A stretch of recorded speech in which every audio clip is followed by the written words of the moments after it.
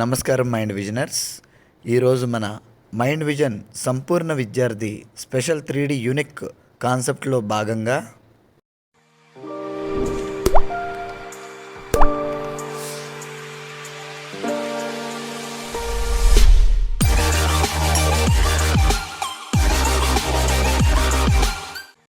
నమస్తే mind vision తల్లిదండ్రులందరికీ Friday funnel పోడ్కాస్ట్కి స్వాగతం. శుక్రవారం అంటే వారమంతా కష్టపడిన తర్వాత కాస్త రిలాక్స్ అయ్యే సమయం. ఈరోజు మనం మన పిల్లల భవిష్యత్తు కోసం ఆలోచిద్దాం. వారి మెదడును ఎలా అభివృద్ధి చేయాలో, లక్ష్యాలను ఎలా నిర్దేశించుకోవాలో చూద్దాం. మన పిల్లల మెదడు శక్తిని ఎలా పెంచాలో మరియు వారిని లక్ష్య సాధన వైపు నడిపించటానికి మనం ఎలా సహాయపడగలమో ఈ పోడ్కాస్ట్లో తెలుసుకుందాం. మెదడు అభివృద్ధి మరియు లక్ష్య నిర్దేశం. శుక్రవారం ప్రత్యేకత. నమస్తే.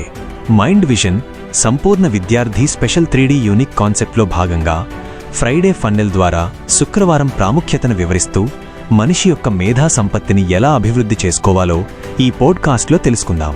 ముఖ్యంగా లక్ష్యాలను నిర్దేశించుకోవడానికి మరియు వాటిని సాధించడానికి మన మెదడును ఎలా ఉపయోగించుకోవాలో చూద్దాం. 1. లక్ష్య నిర్దేశం మరియు మెదడు శక్తి.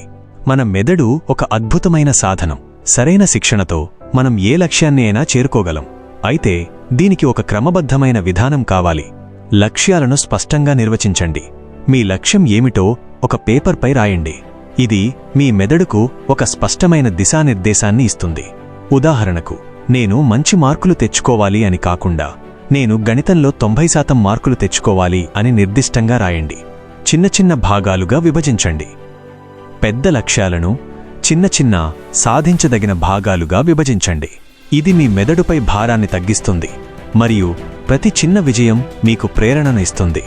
Visualisation technique. మీరు మీ లక్ష్యాన్ని చేరుకున్నట్లుగా ఊహించుకోండి. ఈ టెక్నిక్ మీ మెదడులో సానుకూల న్యూరల్ మార్గాలను సృష్టిస్తుంది.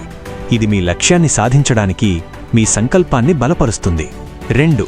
మెదడు అభివృద్ధికి కొన్ని ప్రత్యేక మార్గాలు.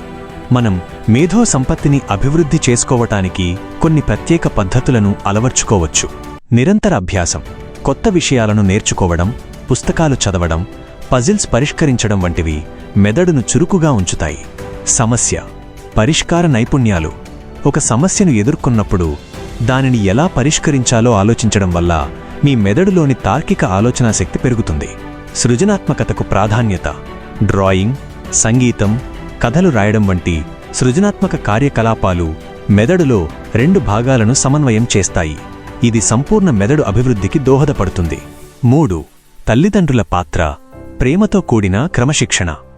లక్ష్యాలను నిర్దేశించుకోవడంలో మరియు మెదడును అభివృద్ధి చేసుకోవడంలో తల్లిదండ్రుల పాత్ర చాలా కీలకం. ప్రేమతో కూడిన ప్రోత్సాహం. పిల్లల పట్ల అపారమైన ప్రేమను చూపండి. వారి ప్రయత్నాలను ప్రోత్సహించండి.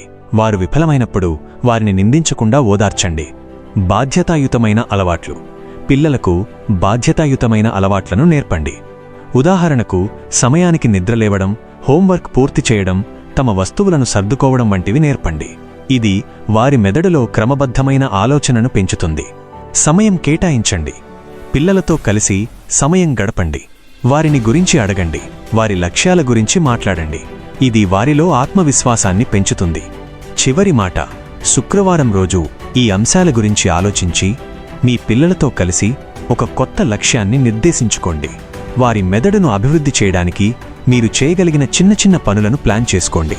గుర్తుంచుకోండి, ప్రేమతో కూడిన క్రమశిక్షణ మరియు సరైన మార్గదర్శకత్వం ఉంటే మీ పిల్లలు అద్భుతాలు చేయగలరు. ఈ పోడ్కాస్ట్ మీకు నచ్చిందని ఆశిస్తున్నాను. ధన్యవాదాలు.